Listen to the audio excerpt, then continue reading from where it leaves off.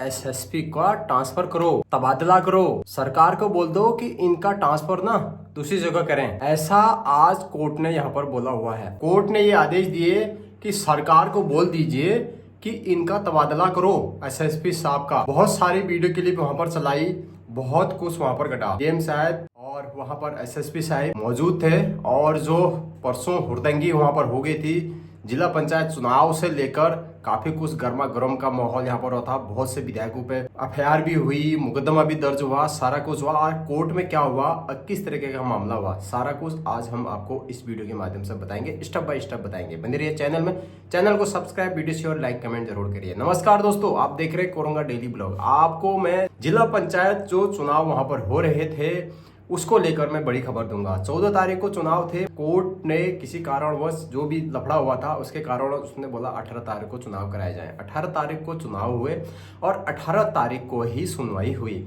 मगर आज फिर से सुनवाई है, मंगलवार को फिर से सुनवाई है, सोमवार को सुनवाई हुई।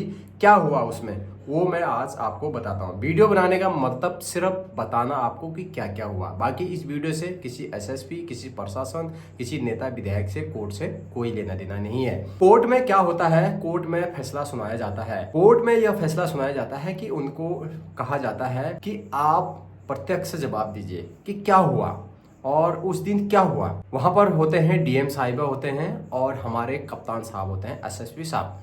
तो उनसे पूछा जाता है, जिस समय जिला पंचायत के सदस्यों को वहां से ले जाया जा रहा था, जो लोग उसको अगवा कर रहे थे, गाड़ी में बिठा रहे थे, तो उस समय पुलिस कहाँ थी, क्या कर रही थी पुलिस, ऐसा कोर्ट ने साहब कप्तान साहब को पूछा। कप्तान साहब का कोई जवाब नहीं था उस पर। उसके बाद क्या होता है, डीएम साहिबा को पूछा जाता है कि आप किस तरह से देख रहे हैं इसको। तो डीएम साहिबा ने कहा कि हमने दोबारा चुनाव कराने की बात कही है और हम दोबारा चुनाव करा रहे हैं। तो उसके बाद कोर्ट यह कहता है कि सुनवाई हम पूरी नहीं करेंगे। वो ये कहते हैं कि आप पहले एविडेंस दीजिए हमको, आप लिखित तौर पर दीजिए कि क्या क्या हुआ, कैसा हुआ, आप पूरे साक्ष्य लिखित तौर पर दीजिए। और कप्तान साहब का कहना वहां पर यह है कि हम 24 घंटे के अंदर जितने भी वहां पर जो भी अपराधी थे, जिन्होंने उनको अगवा किया था, चाहे वो बीजेपी के हों, कांग्रेस के हों, उनको हम 24 घंटे के अंदर गिरफ्तार करेंगे, पकड़ेंगे, उनके खिलाफ कार्रवाई करेंगे, ऐसा कप्तान साहब ने कोर्ट में कहा। और कोर्ट इस बात से संतुष्ट नहीं है। उन्होंने बोला कि आप लिख कर दीजिए, बताइए हमें कि क्या है मामला, और फिर हम कल सुनवाई करेंगे, यानी कि आज सुनवाई करेंगे मंगलवार को। और उन्होंने एसएसपी साहब को, चीफ जस्टिस, उन्होंने एसएसपी साहब को कड़ी फटकार भी लगाई। फटकार में ये कहा कि भैया सरकार से बोल दो इनका तबादला करो, भाई सरकार को बोलो, ऐसा कोर्ट ने कहा है।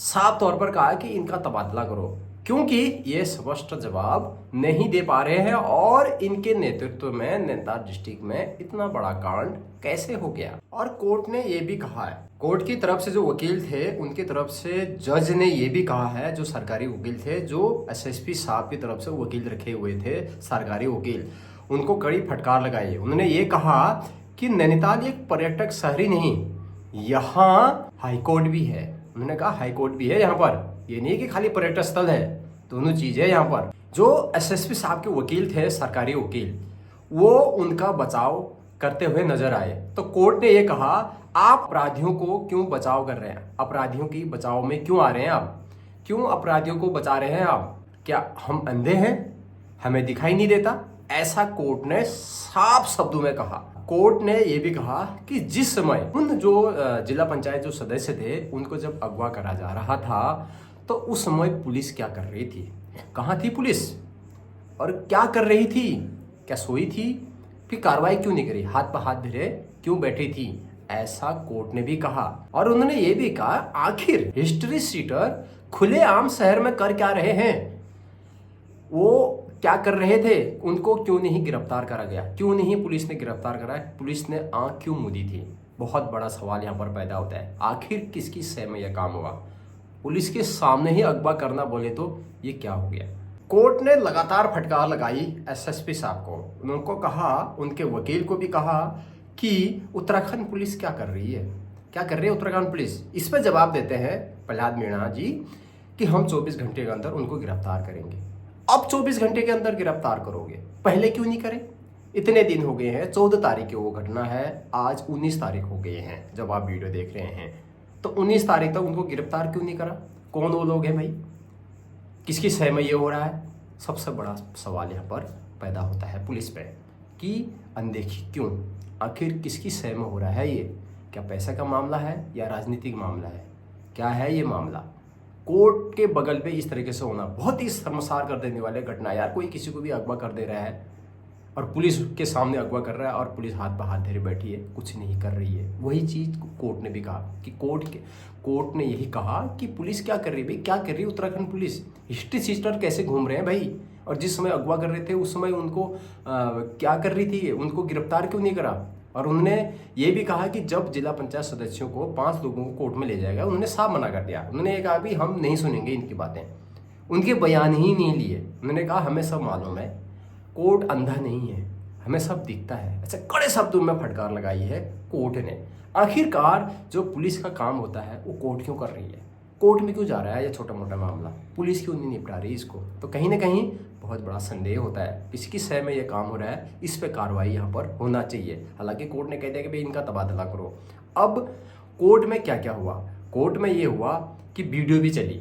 जिस समय वहाँ पर हल्की फुल्की जो वीडियो थी वो वीडियो चली, उसमें भी कहा कि भाई तुमने ये वीडियो नहीं देखी। उन्होंने कहा भी हमने देखी नहीं देखी, पता नहीं क्या कहा उन्होंने, वो बात खुल के सामने नहीं आई। और कोर्ट ने ये भी कहा कि हमने वीडियो देखी है, क्या हुआ क्या नहीं हुआ हमें सब पता है। वीडियो चलाई गई, सुमित देव विधायक की भी वीडियो चलाई गई। वहाँ पर विधायक जी ने क्या कहा था? बहुत से लोगों का मानना है, उनका भी मानना है कि उनका ना कॉलर पकड़ के घसीटा गया, बदतमीजी करेगी, बदसलूकी करेगी, धक्का मुक्का करेगी, नेता प्रतिपक्ष यशपाल आर्य के साथ धक्का मुक्का करेगी, और वहाँ पर जो विधायक थे और पूरे विधायक थे उनके भी धक्का मुक्की करेगी। आखिरकार वहाँ पर विधायक क्या कर रहे थे? ये भी बहुत बड़ा प्रश्न यहाँ पर होता है कि वहाँ पर नेता क्या कर रहे थे? चुनाव क्या नेताओं का था? चुनाव तो जिला पंचायत सदस्यों का था। तो वहाँ पर विधायक नेता लोग क्या कर रहे थे? क्यों गए हुए थे वो वहाँ पर? क्या उनका जाना अलाउड था या नहीं था? उसके बाद सुमित देव वहाँ पर गुस्सा होते हैं, खड़ी खोटी सुनाते हैं, उल्टा सुल्टा बात होता है, भैंस की आंख भी बोलते हैं, और वहाँ पर जो बैरिकेड होता है उसको हिलाते हैं। क्या मतलब है? और कहते हैं अब उसके बाद कि मैं अपना आपा खो बैठा। विधायक जी कहते हैं सर कि मैंने गुस्से में उसको हिलाया, मुझे गुस्सा आ गया था, मैंने बोला, मुझे गुस्सा निकालना था, भड़ास निकालनी थी, ऐसा उन्होंने बोला। वो वीडियो भी सेव थी, वो वीडियो भी कोर्ट में चली है। 2 वीडियो चली है कोर्ट में, एक जो अगवा वाली और पुलिस वहाँ पर मूर्धदर्शक बन के खड़ी थी, और एक जो विधायक जी ऐसा हिलाया वो भी चली है। विधायक जी कहा हमने गुस्से में करा तो करा, हालांकि मुकदमा जरूर हुआ है। न्यायालय ने कहा है कि ये गंभीर मामला है, हम इसको गंभीरता से ले रहे हैं। इस तरीके से हमारे सामने, यानी कि यहीं पर कोर्ट भी है और यहीं पर चुनाव भी हो रहे हैं और यही नैनीताल शहर भी है, हमारे सामने इस तरीके से होना ये बहुत ही दुखदायी है।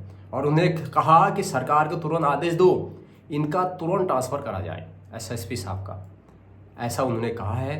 अब मंगलवार को क्या सुनवाई होती है, यानी कि आज, उसकी भी वीडियो हम लेके आएंगे, बने रहिएगा चैनल में। मगर यह बहुत ही दुखद खबर है, बहुत ही शर्मसार कर देने वाला। कहीं माना जा रहा है कि आईटीआई गैंग का भी शामिल है, वो भी शामिल थे, ये भी शामिल थे, मगर थे कौन? अभी तक 4 दिन हो गए हैं, ये 5वां दिन चल रहा है कि उनको गिरफ्तार क्यों नहीं करा? किसकी सह में हो रहा है भाई? क्या है ये मामला? और बाद में फिर किसकी सह में वीडियो बन रही?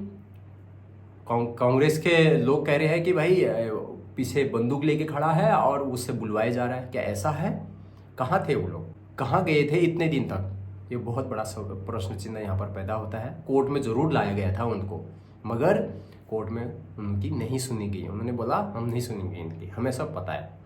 बहुत तगड़ा मामला यहाँ पर चल रहा है। वोटिंग फिलहाल हो गई है, देखते हैं आगे को क्या खबर होती है। विशेष ध्यान रखिए, आप अगर वोट बैंक के चक्कर में पड़ रहे हैं ना पड़े, तो काश जो ये नेता, ये राजनेता जो है ना, ऐसा करने से पहले विकास पे ध्यान दिया रहता तो आज सड़कों में गड्ढे नहीं होते, लोगों के घर बने होते हैं, गरीबी दूर होती, रोजगार देते, उस पर सोचते, नदी नाले गधेरे सही करते तो वो फायदा होता।